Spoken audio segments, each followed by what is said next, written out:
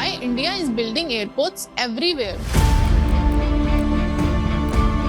India is building airports faster than ever. New terminals, new runways, ribbon cuttings every few months. Noida International Airport on Monday began commercial flight operations, marking a major milestone for the Greenfield Aviation project in the National Capital Region. Not long ago, flying between two Indian cities often meant connecting through Delhi or Mumbai because many cities simply didn't have functioning airports. Air travel was considered luxury, something reserved for wealthy and corporate class, while the vast majority of Indians made their long-distance journeys by train. So here's a question worth asking. Can building airports everywhere actually transform an economy? Or is India simply constructing more infrastructure that market will ever need? India's aviation problem. For decades, India's aviation sector remained surprisingly small, given the size of country and its population. Tickets were expensive, airport infrastructure was poor, airlines struggled to turn a profit, and for most Indians, railways were simply the only realistic option for getting around. Even the major gateways, Delhi and Mumbai, were buckling under capacity constraints. As India's economy began accelerating, this became a structural problem. Businesses needed faster connectivity, tourism requires easy access to destinations, manufacturing hub needed logistic networks that moved at modern speed, and millions of Indians were entering the middle class with both the income and the aspiration to travel differently. The big shift. Around the middle of the last decade, the government made a fundamental change in how it thought about the airports. Rather than treating aviation as a niche sector serving a small elite, it began viewing airports the way it viewed highways, as economic infrastructure. The logic was straightforward. Better connectivity generates more economic activity, which creates jobs, raises incomes, and produces greater demand for travel, which in turn fuels further growth. This circular reasoning became the intellectual backbone of India's modern aviation strategy. UDAN, making flying affordable. One of the most consequential pieces of this strategy was launching UDAN scheme, Ude Desh Ka Aam Nagrik, whose goal was to make flying accessible to ordinary Indians. Many smaller airports existed on paper but saw little or no commercial traffic because airlines had no incentives to serve routes where passengers' volume were too low to be profitable. The government solution was to provide financial support to the airlines operating regional routes, essentially seeding demand rather than waiting for it to appear organically. Over time, dozens of unconnected cities were linked to national aviation network, and places that once required an overnight train journey became a 1-hour flight away. Building airports everywhere. The second pillar of the strategy was aggressive physical expansion. India had roughly 70 operational airports a decade ago. That number has since crossed 150, and the long-term ambition is considerably higher. Hundreds of airports, helicopters, water aerodromes are spread across the country. The reasoning behind this is rooted in a simple geographic reality. India's population and economic activity are not concentrated in one or two cities. Manufacturing clusters are emerging in new locations, tourism destinations are growing beyond the traditional circuits, and new urban centers are developing, all of them requiring air connectivity to participate fully in the national economy.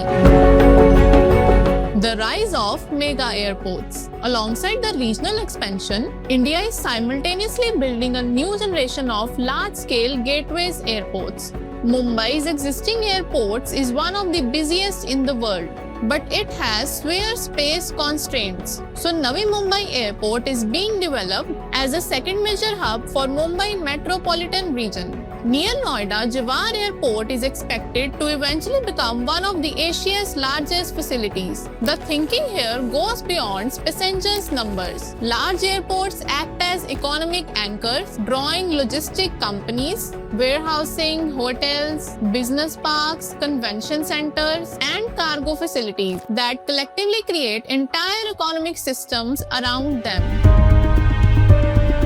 Airport privatization. Another significant shift has been in how airports are managed. Historically, most Indian airports were directly run by government entities, which helped build the national network but often limited investment and operational efficiency. The government increasingly began partnering with private operators, not simply to reduce public spending, but to bring in expertise, technology, and long-term capital. Private operators have stronger incentives to improve passenger experience, commercial revenue, and service quality, which is a large part of why many Indian airports today look dramatically different from what they looked like 15 years ago. New terminals and modernization. Construction is only part of the story. India is also upgrading the airport it already has, building new terminals, automating check-in systems, improving security processing, and introducing digital infrastructure like DigiYatra to reduce friction for travelers. Many airports are being designed not merely as functional transit points, but as symbols of regional identity. And the guiding principle throughout is to build for future demand rather than simply catching up to current demand.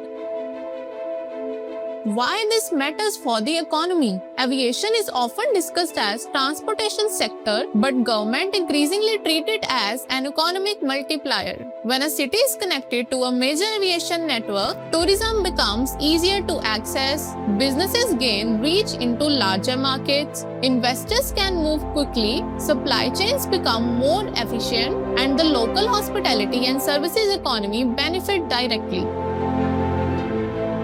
The challenges. None of this is without risk. Many regional routes remain financially fragile. Some airports have seen lower traffic than their projections promised. Airlines continues to face pressure from fuel costs and thin margins. Airport projects frequently experience delays, and land acquisition remains one of the most politically and logistically difficult parts of any infrastructure project in India. Passenger growth, moreover, does not automatically translate into airline profitability. India's aviation history is littered with carriers that expanded rapidly and then collapsed. Building airports is one thing. Creating a commercially sustainable aviation ecosystem around them is a much harder task.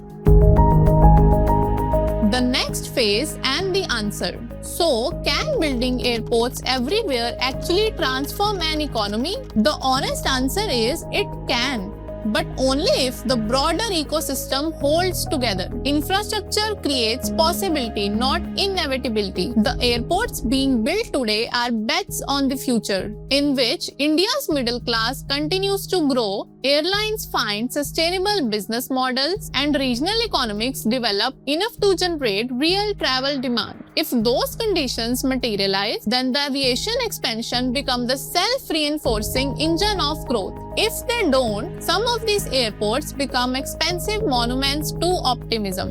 The government's vision is for aviation to become a core pillar of India's development story. More passengers, more cargo, more regional connectivity, and eventually a network capable of supporting a developed economy. Whether that vision is realized will depend less on how many airports builds and more on whether the country can build economic activity around them to make those airports matter. If you found this useful and if you enjoy deep dives into economics, policy, businesses, subscribe to Periscope on YouTube. There's a lot more where this came from, and we would love to have you along for the next one.